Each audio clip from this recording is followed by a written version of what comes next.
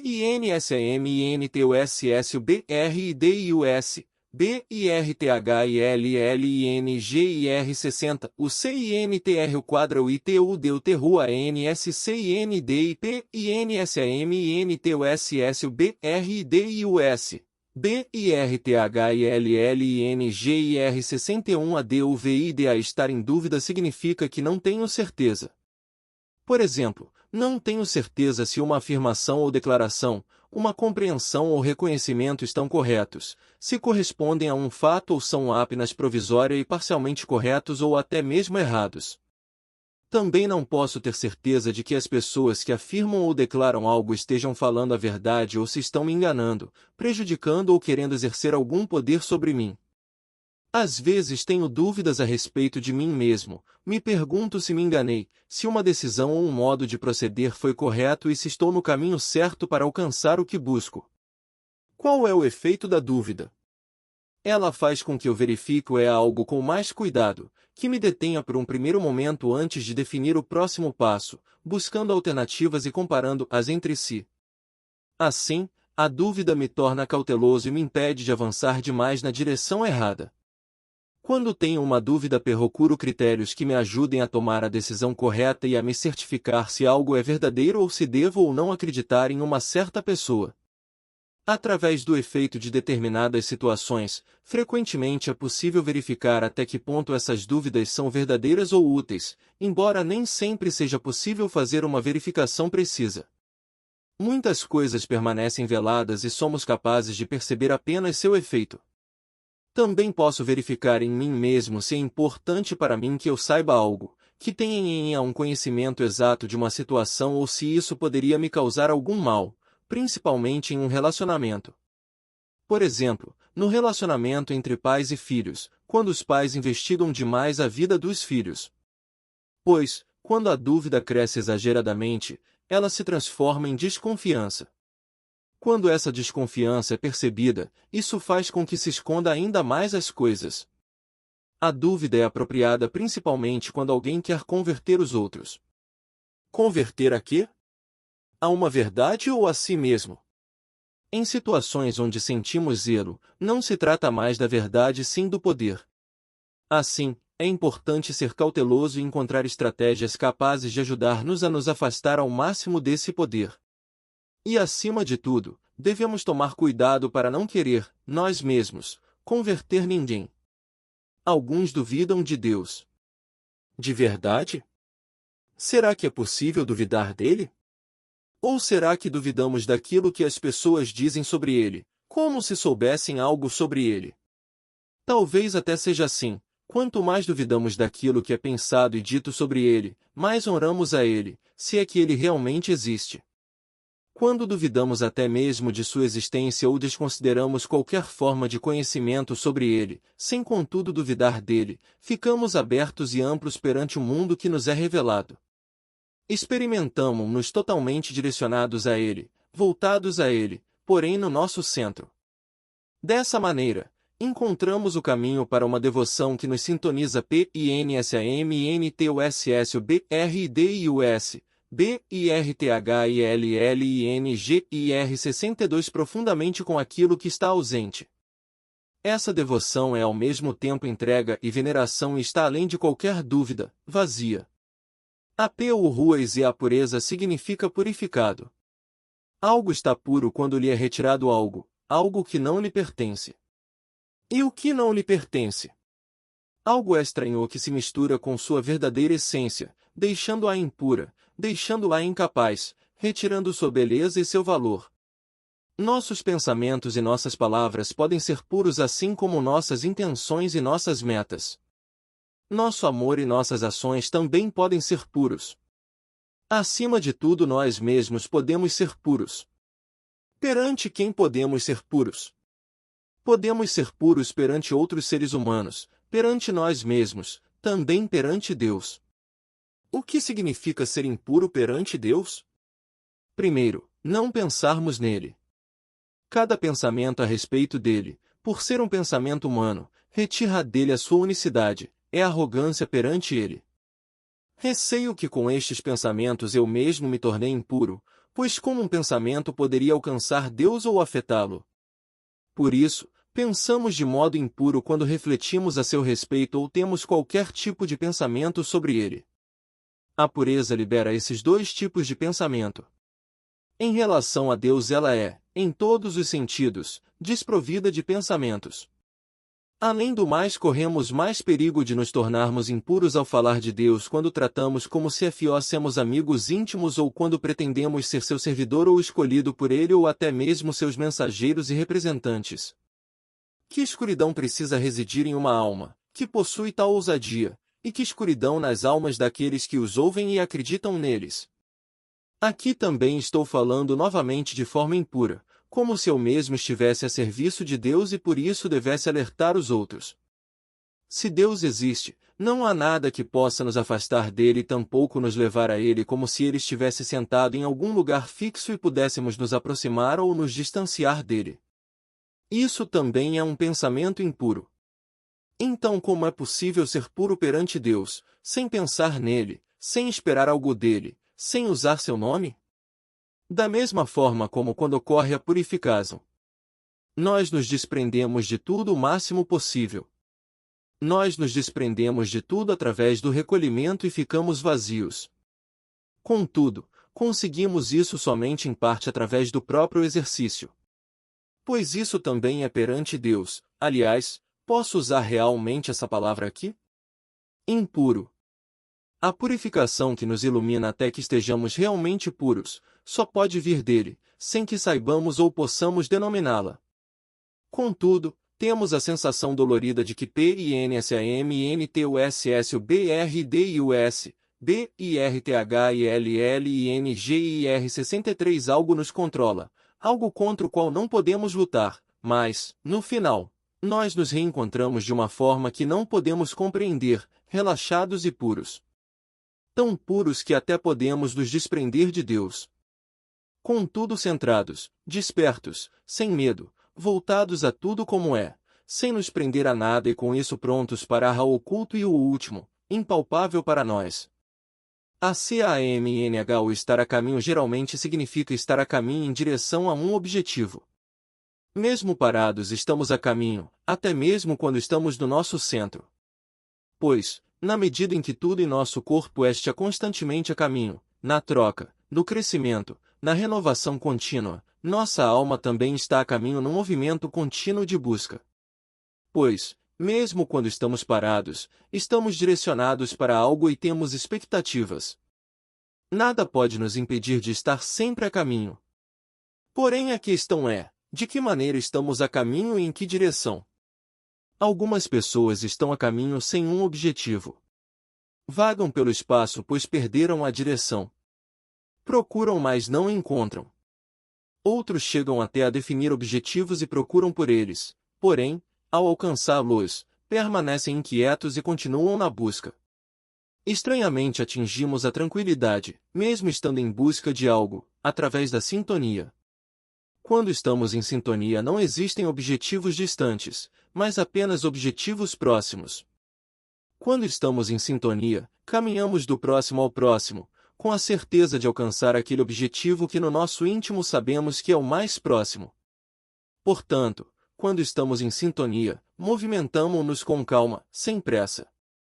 Saminete, quando determinadas circunstâncias exigem uma ação rápida, reagimos com rapidez, em sintonia, prontos para ações e decisões essenciais. Assim como tudo que surge, cresce e perece, a vida também está a caminho.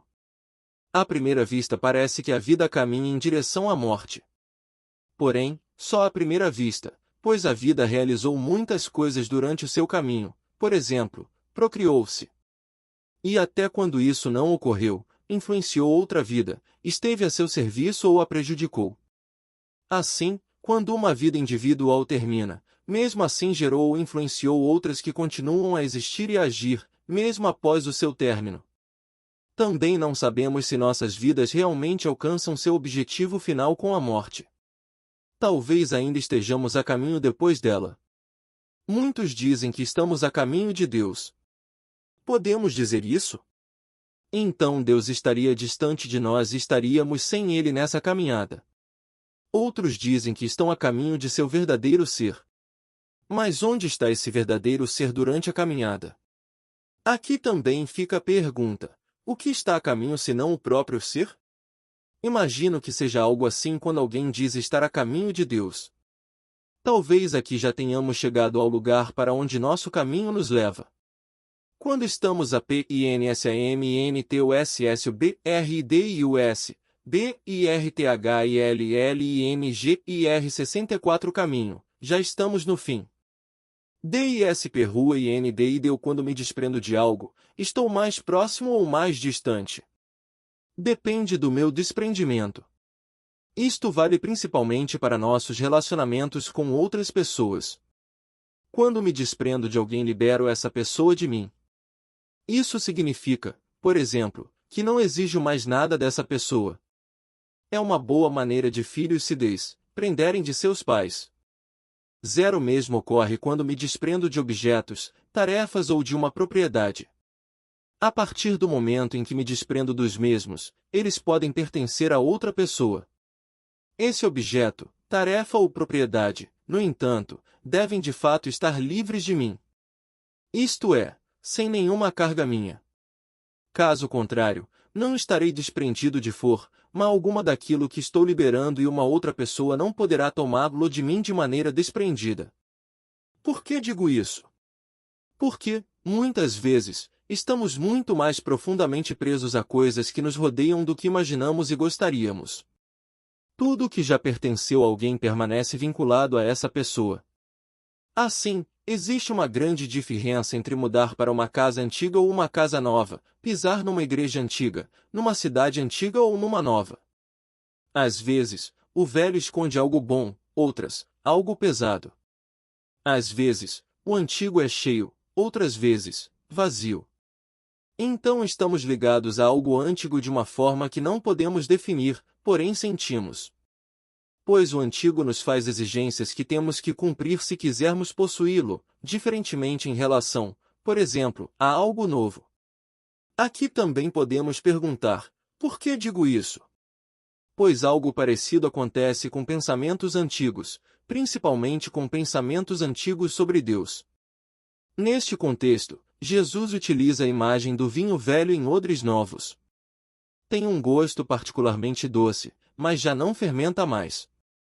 Devemos nos desprender desses pensamentos antigos? Temos permissão para isso? Mas o que acontece se o próprio Deus já tiver se desprendido desses pensamentos antigos e nós, com nossos pensamentos antigos sobre ele, permanecermos sem ele?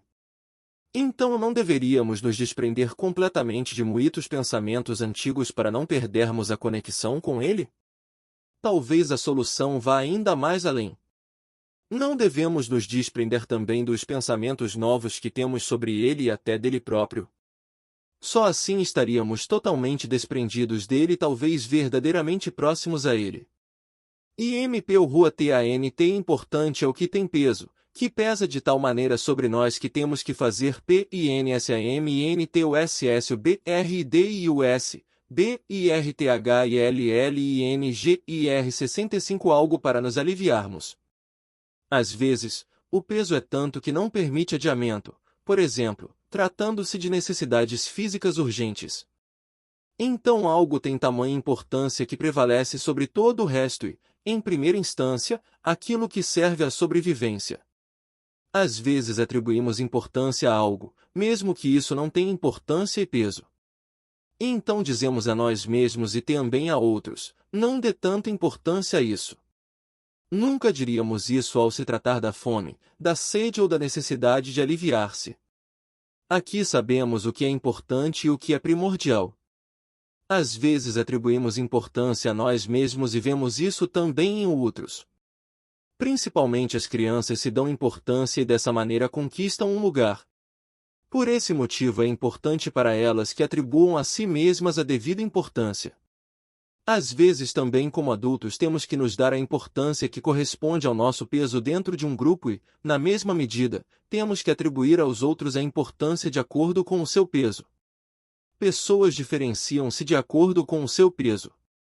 De acordo com o peso que lhes é atribuído pessoalmente, por exemplo, através de sua ida de experiência, através do seu conhecimento e das suas conquistas e através do peso que lhes é atribuído de acordo com a responsabilidade que assumem por outros. Nessa medida, cada indivíduo deve se atribuir a devida importância assim como aos outros, de acordo com o seu peso. Através desse ato de atribuir-se a devida importância, respeito a minha dignidade assim como a do outro. Quem se comporta de maneira indigna em relação a si próprio e aos outros normalmente possui pouco peso próprio. Somos importantes diante de Deus também? Talvez aqui também seja válido que sejamos importantes diante dele na medida em que ele é importante para nós e nós o honramos. É claro que são afirmações ousadas, pois insinuam que Deus comporta-se de maneira similar ao ser humano e que nós podemos nos comportar de maneira similar a ele como se ele fosse um ser humano. No entanto, ganhamos em peso próprio, se ele for importante para nós, porém sem atribuirmos importância a nós mesmos diante dele, muito menos sem nos fazermos de importantes. Por mais paradoxal que seja, atribuímos importância a Deus na medida em que reconhecemos que ele é inacessível para nós.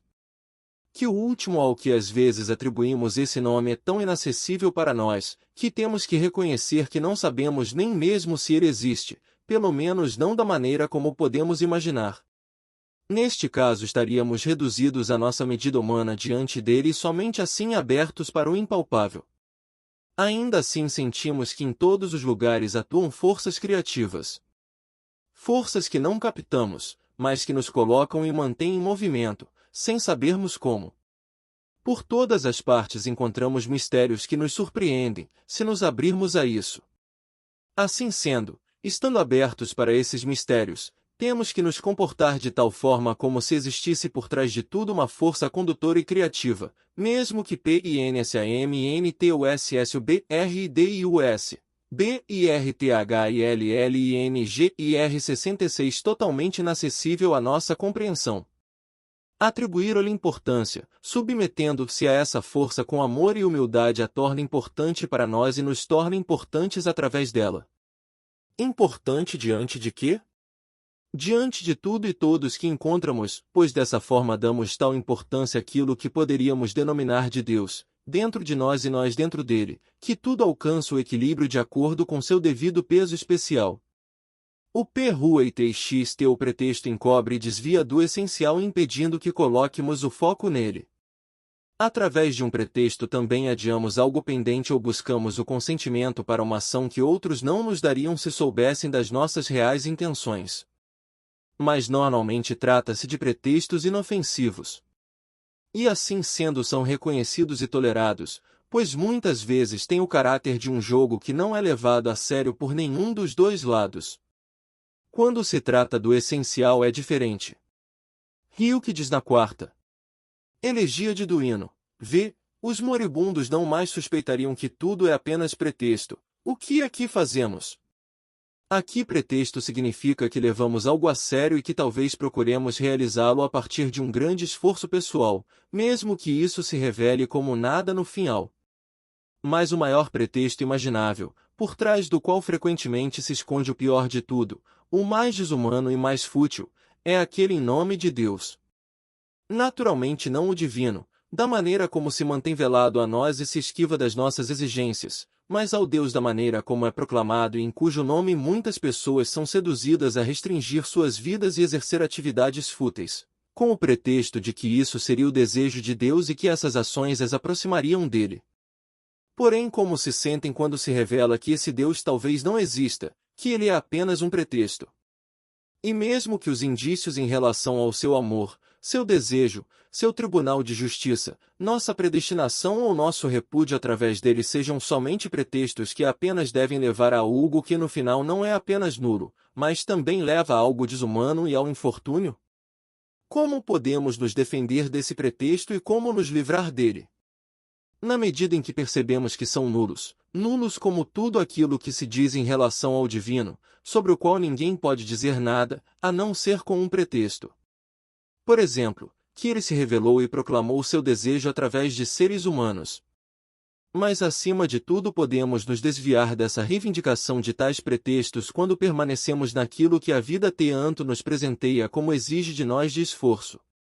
Senão, em que lugar o divino poderia estar mais próximo a não ser na plenitude da vida terrestre, incluindo a concordância com o seu final na morte? A morte certamente não é nenhum pretexto. É a última experiência real que podemos vivenciar na vida. Quais são as consequências dessas reflexões? Viver a vida em sua plenitude. Como PINSAMNTUSSUBRIDIUS, BIRTHELLINGIR 67 podemos fazer isso?